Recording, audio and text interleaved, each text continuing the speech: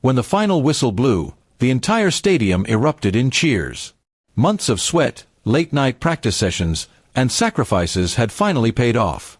My team, the Falcons, had just won the national championship. We had beaten every odd, silenced every critic, and proved that unity and determination could overcome anything. I looked at my players, faces shining with pride and exhaustion, and I thought that moment would be the peak of our journey. But I was wrong. What came next was something none of us could have imagined. The next morning, we were called to the office of our organization's director. We walked in expecting celebration, maybe a speech, maybe a bonus, maybe even a small ceremony. Instead, the room felt cold.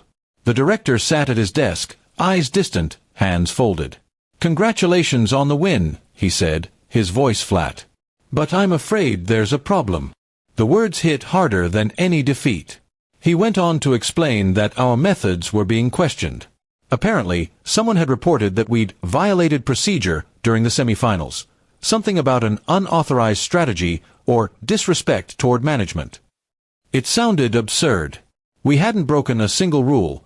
We had simply adjusted our tactics mid-game when things got tough. That flexibility was what had won us the title. I stood up, trying to stay calm. "Sir, we did everything by the book," I said. "If adapting our play is a crime, then why even have a coach?" He didn't respond. Instead, he handed me a document. It stated that the team's reward money would be withheld pending an internal review, and that we were all suspended from upcoming events until further notice. The room fell silent. My players' faces went from confusion to anger. One of them, Ryan, clenched his fists and muttered, "So we win, and get punished for it?" I couldn't answer. Deep inside, I felt betrayed. These were the same people who had ignored us when we were losing, and now that we were finally shining, they wanted to clip our wings. That evening, I called everyone to my place. The atmosphere was heavy, but I told them we weren't done yet. "They can take our bonuses," I said, "but they can't take our story." We decided to go public, not in a dramatic way, but by telling the truth. We gathered proof, emails, and footage showing that everything we did was fair. Still, I knew the organization had power and influence. One wrong move, and they'd bury us. Then I made one call. I still remember my hand shaking slightly as I dialed. It was to a friend, someone who had once been part of the board before leaving because of differences. He answered, and after I explained everything, he said just 5 words that changed everything. "I know exactly who did this." He told me there had been jealousy within the management. One senior official had bet against us and lost a significant amount of money. Furious and humiliated, he had fabricated the report to make it look like our victory was illegitimate. My friend promised to get us the evidence we needed. The next few days were a blur of tension. My players tried to stay strong, but morale was low.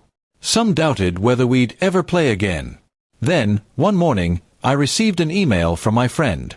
Attached were documents, internal messages, reports, and signatures, all proving that the complaint was a setup.